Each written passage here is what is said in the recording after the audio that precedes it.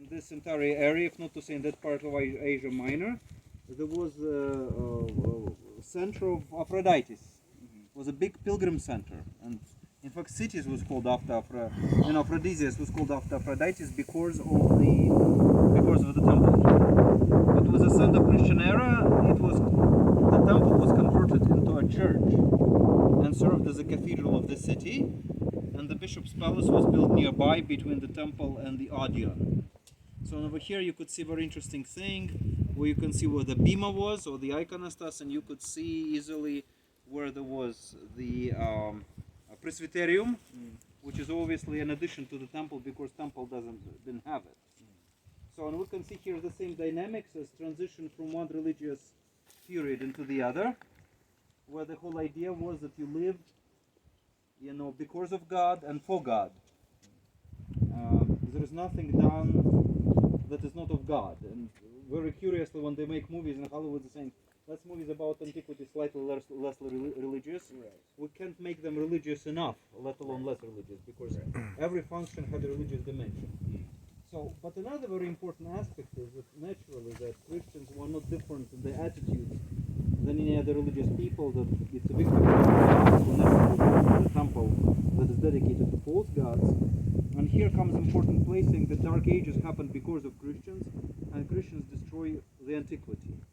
And that's a totally wrong approach. Up until very recently, that was an acceptable general view, saying the Christians came on naturally, they took over, so they destroyed it, and they're giving sermon of John Chrysostom as a witness, they're giving destruction of Temple on Apamea as an instance, they give destruction of Serapion in Alexandria by the mob as a Christian rebellion, and that's a little bit complicated than that.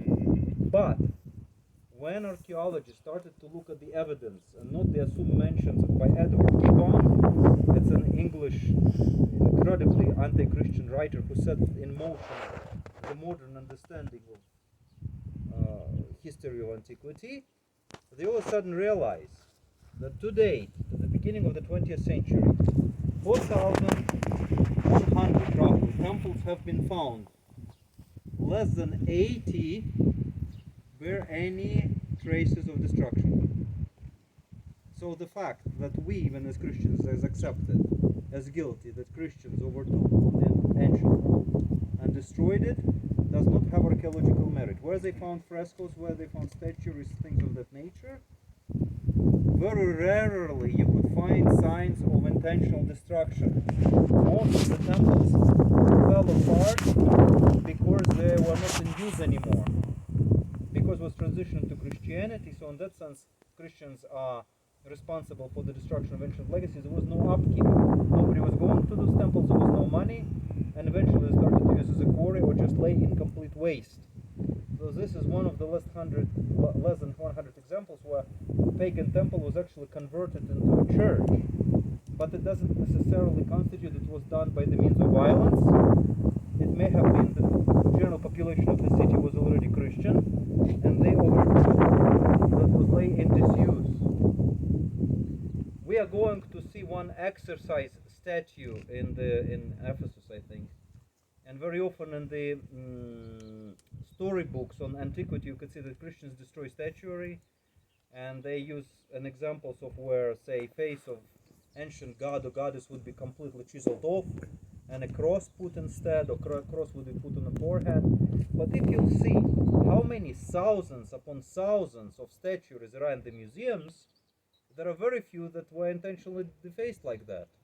And those who were defaced and didn't have noses or other tangible parts, for the most part, they just fall, and that's what falls out first.